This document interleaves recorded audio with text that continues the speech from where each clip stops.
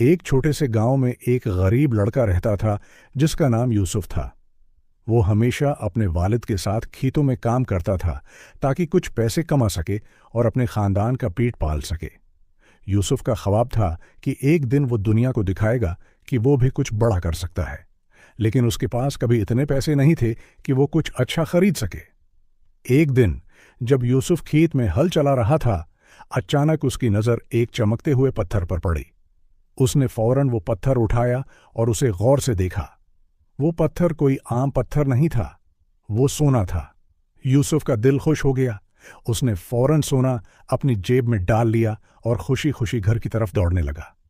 گھر پہنچ کر یوسف نے اپنے والد کو سونا دکھایا اور کہا، آبا آبا، میں نے کھیت میں یہ سونا پایا ہے، اب ہم غریب نہیں رہیں گے، ہم خوشحال ہو جائیں گے۔ والد نے سونا دیکھتے ہوئے یوسف کی طرف مسکرا کر کہا، یوسف، یہ سونا ہمارے لیے ایک امتحان ہے۔ اس سونے کو پانے کے باوجود ہمیں اپنے کردار اور ایمانداری کا امتحان دینا ہوگا۔ ہمیں یہ فیصلہ کرنا ہوگا کہ ہم اس سونے کو کس طرح استعمال کریں گے۔ یوسف تھوڑی دیر خاموش رہا اور پھر کہا، آبا، آپ درست کہہ رہے ہیں، مجھے سمجھ آ گیا ہے۔ یوسف نے سونا گاؤں کے بزرگ حکیم کو دے دیا، جو بہت عقلمند اور دیانتدار شخص تھا۔ حکیم نے یوسف سے کہا، تم نے جو کیا وہ بہت بڑی بات ہے۔ تم نے ایمانداری دکھائی ہے اور یہی سچائی تمہاری زندگی کا سب سے بڑا خزانہ بنے گی۔ چند دن بعد یوسف کے والد نے گاؤں کے رئیس سے بات کی اور وہ سونا گاؤں کے بازار میں بیچنے کے لیے لے آیا۔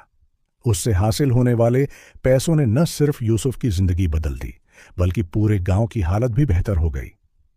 یوسف نے سیکھا کہ کبھی بھی ایمانداری سے پیچھے نہیں ہٹنا چاہیے، کیونکہ جو چیز سچی ہوتی ہے وہ ہمیشہ آپ کے ساتھ ہوتی ہے۔ ہم اس سے کیا سیکھتے ہیں؟ ہم سیکھتے ہیں کہ ایمانداری، سچائی اور اخلاقی قدریں ہمیشہ ہمیں کامیابی کی طرف لے جاتی ہیں، چاہے کچھ وقت کے لیے ہمیں مشکلات کا سامنا ہو۔ سچائی کے راستے پر چلنا ہمیشہ ہمیں ایک بہتر زندگی کی طرف لے جاتا ہے۔ آگے زندگی میں ہمیں کیا کرنا ہوگا؟ ہمیں ہمیشہ اپنی ایمانداری کو مقدم رکھنا ہوگا، اور جب بھی کوئی چیلنج آئے ہمیں اپنے کردار کی قوت پر ایمان رکھنا ہوگا۔ زندگی میں کامیابی ہمیشہ راستے بازی، محنت اور سچائی کی بنیاد پر حاصل ہوتی ہے۔ یاد رکھیں، ایمانداری اور سچائی کبھی ضائع نہیں جاتی۔